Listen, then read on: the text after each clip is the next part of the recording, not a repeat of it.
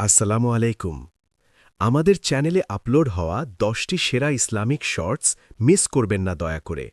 পুরো ভিডিওটি দেখুন, অনেক কিছু শিখতে পারবেন ইনশাআল্লাহ। মাঝরাতে কাবার গিলাফ ছুঁয়ে দাঁড়িয়ে রফিক অনুভব করল পৃথিবীর সমস্ত পরিচয় যেন মুহূর্তেই হারিয়ে গেছে। তার চারপাশে হাজারো মানুষের ভিড়, অথচ এক অদ্ভুত নিস্তব্ধতা। সেখানে কোনো ধনী নেই, কোনো গরিব নেই, সবার পরনে কেবল দুটি সাদা কাপড়। কালো গিলাফের দিকে তাকিয়ে রফিকের মনে হল এটি যেন একটি বিশাল আয়না।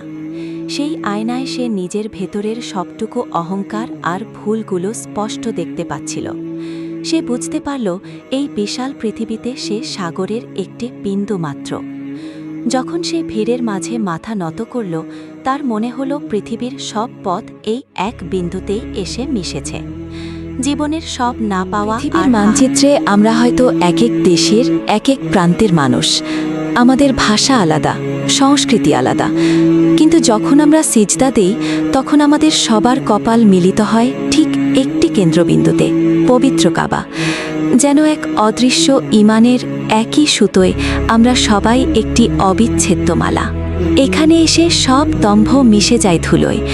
যখন পৃথিবীর সবচেয়ে ধনী মানুষটি আর সাধারণ একজন শ্রমিক একই সাদা চাদরের শরীর থেকে কাবার চারদিকে ঘোরে, তখন গায়ের রং বা পদমর্যাদার কোনো দেয়াল থাকে না। এখানে রাজা আর প্রজা সবাই সমান। কাবার এই বিশাল চত্বরে সৃষ্টিকর্তা আপনার পোশাক বা বাহ্যিক চাকচিক্য দেখেন না, তিনি দেখেন আপনার ভেতরের সেই নরম মন আর চোখের পানি। কারণ তার কাছে মানুষের আসল পরিচয় কেবল তার হৃদয়ের পবিত্রতায়। হাজারো মানুষের কান্নার সুর যখন এক হয়ে মিশে যায়, তখন একটি সত্যই বার মনে পড়ে, আমাদের পথ হয়তো ভিন্ন হতে পারে, কিন্তু শেষ গন্তব্য কেবল একজনই, আর সেই গন্তব্যের নাম পরম করুণাময় আল্লাহ। বন্ধুরা, মিনার আমাদের শেখায় সর্বদা মাথা উঁচু করে সত্যের পথে অবিচল থাকতে। আজানের প্রতিটি ধ্বনি মানুষকে দুনিয়ার ব্যস্ততা ছেড়ে প্রকৃত সাফল্যের দিকে আহ্বান করে। মসজিদের ভেতরে উচ্চ নিচু ভেদাভেদহীন কাতার সাম্যের এক অনন্য শিক্ষা প্রদান করে। পবিত্র এই আঙিনায় প্রবেশ করলেই বোঝা যায় বিনয়ই হল মহান সৃষ্টিকর্তার নৈকট্য লাভের প্রধান চাবিকাঠি। এখানকার শান্ত পরিবেশ আমাদের মনে করিয়ে দেয় যে অস্থির পৃথিবীতে ধৈর্য ও প্রার্থনাই হল আত্মার আসল প্রশান্তি। মসজিদ কেবল একটি স্থাপনা নয়, এটি শৃঙ্খলা, সাম্য এবং আত্মশুদ্ধির একটি জীবন্ত পাঠশালা। বন্ধুরা, আমাদের পাশে থাকার জন্য অবশ্যই আমাদের চ্যানেলটি সাবস্ক্রাইব করো।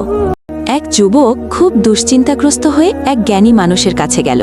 যুবকের অভিযোগ, তার জীবন খুব কঠিন হয়ে পড়েছে। দ্রব্যমূল্যের ঊর্ধ্বগতি, ক্যারিয়ারের অনিশ্চয়তা আর মানুষের সাথে সম্পর্কের টানাপোড়েনে সে দিশেহারা।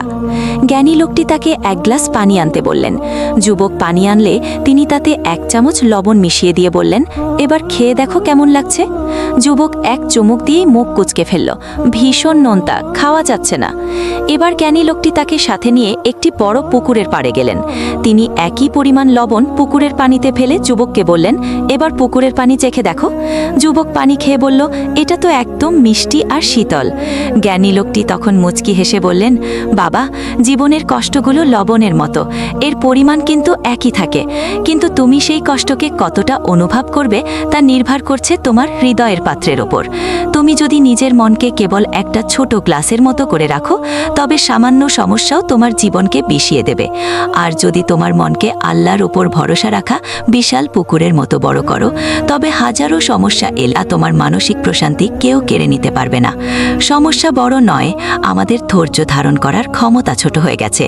আমরা যদি বিশ্বাস করি যে রিজিক এবং ভাগ্যের মালিক আল্লাহ, তবে মনের অস্থিরতা নিমিষেই দূর হয়ে যায়। একটি জীর্ণ মসজিদের দেয়াল ঘেঁষে বসে এক যুবক বিলাপ করছিল যে তার জীবনটা ব্যর্থতায় ভরে গেছে।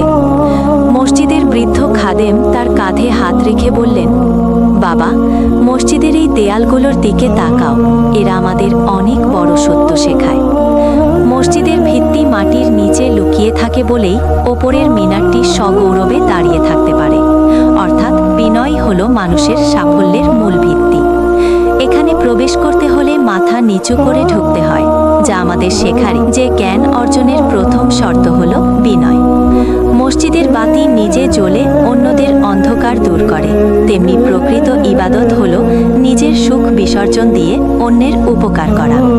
আজান সবাইকে ডাকে, কিন্তু মসজিদে তারাই আসে যাদের অন্তরে স্রষ্টার প্রতি টান আছে। ঠিক তেমনি সুযোগ সবার আসে, কিন্তু সফল তারাই হয় যারা পরিশ্রমী।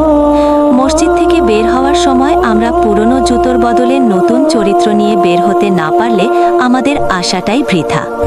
যুবকটি অনুধাবন করল, জীবনের আসল পরিবর্তন বাইরের পরিবেশে নয়, বরং নিজের অন্তরের পবিত্রতায় নিহিত। নতুন প্রতিদিন ইফতারের আগে আহমদ সাহেব লক্ষ্য করতেন তাদের বাড়ির সামনের দারোয়ান চাচা খুব সামান্য কিছু দিয়ে ইফতার করছেন। একদিন আহমদ সাহেব তার 2 ছেলেকে সাথে নিয়ে বড় এক থালা ইফতারি আর ফল নিয়ে নিচে নেমে গেলেন। তিনি বললেন, চাচা, আজ আমরা সবাই মিলে একসাথে ইফতার করব। সেই দিন ইফতারের টেবিলে খাবারের চেয়েও বেশি ছিল ভ্রাতৃত্বের আনন্দ। রমজান আমাদের শেখায় নিজের খুশিতে অন্যকে সামিল করতে। বন্ধুরা, পবিত্র রমজান মাস চলছে। ছোট্ট মেয়ে সুমাইয়া এবছর প্রথম রোজা রাখছে। সারাদিন ক্ষুধা আর তৃষ্ণায় কষ্ট হলেও সে চুপচাপ সহ্য করছিল। বিকেলে জানালার পাশে দাঁড়িয়ে সে দেখল পাশের বাড়ির বৃদ্ধা খালা একা বসে আছেন। তাদের ঘরে ইফতারের তেমন কিছু নেই। সুমাইয়া নিজের পছন্দের ফল আর মায়ের বানানো পেঁয়াজুর কিছু অংশ লুকিয়ে না রেখে হাসি মুখে খালার হাতে দিয়ে বলল, আমরা একসাথে ইফতার করব। ইফতারের আজান হলো, খালার চোখ ভিজে উঠল দোয়ায়। সেদিন সুমাইয়া শিখল, রমজান শুধু ক্ষুধা সহ্য করার নাম নয়, বরং ভাগ করে নেওয়া, দয়া আর ভালোবাসার মধ্যেই এই মাস।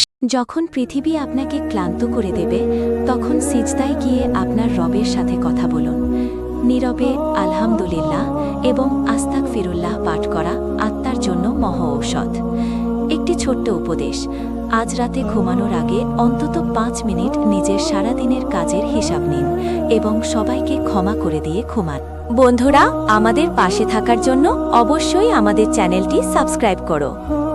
আপনি কি জানেন সৌদি আরবের তপ্ত বালুর চেয়েও দামি জিনিস সেখানে কি আছে?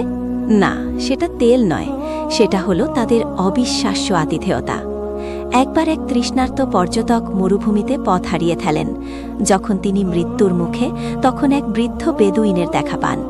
বৃদ্ধ তাকে নিজের শেষ সম্বলটুকু এক মগ ঠান্ডা পানি পান করান। তৃষ্ণা মেটার পর পর্যটকটি কৃতজ্ঞতাস্বরূপ তাকে অনেকগুলো টাকা দিতে চাইলেন।